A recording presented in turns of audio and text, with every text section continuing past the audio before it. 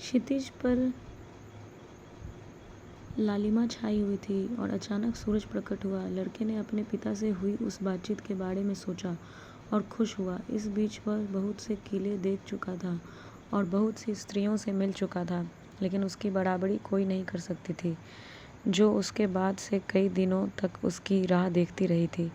उसके पास एक जैकेट थी, एक पुस्तक थी जिसके बदले में वह दूसरी पुस्तक खरीद सकता था, और भेड़ों का एक झुंड था। लेकिन सबसे अहम बात यह थी कि वह हर दिन अपने सपने को जी पा रहा था। अगर वह एंडालुसिया के चारागाहों से तंग आ जाता तो वह अपनी भेड़ों को बेचकर समुद्र पर जा सकता था। जब वह समुद्रों से ऊब जाएगा तो तब तक वह दूसरे बहुत से नगरों, बहुत सी स्त्रियों और सुखी होने के दूसरे बहुत से अवसरों से वाकिफ हो चुका होगा। मैं पाठशाला में ईश्वर को नहीं पा सका, उसने उगते सूरज की ओर देखते हुए सोचा। जब भी मुमकिन होता वह सफ़र के लिए कोई नया रास्ता ढूंढ लेता था। वह उस वीरान गिरजाघर में कभी नहीं गया था, बावजूद इसके कि वह उस हिस्सों से कई बार गुजर चुका था। दुनिया बहुत विशाल और अनंत थी। उसको अपनी भेड़ों को उस रास्ते पर थोड़ी देर चलने देने पर भी ज़रूरत थी, और वह दूसरी दिलचस्प चीज़ों का पता लगा सकता था।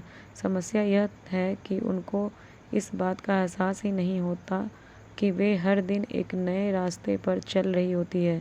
उन्हें समझ ही नहीं आता कि जिन चारागाहों में वे होती हैं वे नए होते हैं और मौसम बदलते रहते हैं। वे तो सिर्फ भोजन और पानी के बारे में ही सोच पाती हैं। हो सकता है हम सभी ऐसे ही हों, लड़के ने सोचा। मुझे ही लो, जब से मैं उस दुकानदार की बेटी से मिला हूँ मैंने किसी दूसरी स्त्री के बारे में सोचा ही नहीं। सूरज की ओर देखते हुए उसने हिसाब लगाया कि वह दोपहर से पहले टेरिफा पहुँच जाएगा। वहाँ वह एक पुस्तक के बदले थोड़ी मोटी सी पुस्तक ले सकता है, वाइन की अपनी बोतल भरा सकता है, दाढ़ी बना सकता है, बाल कटवा सकता है। उसे उस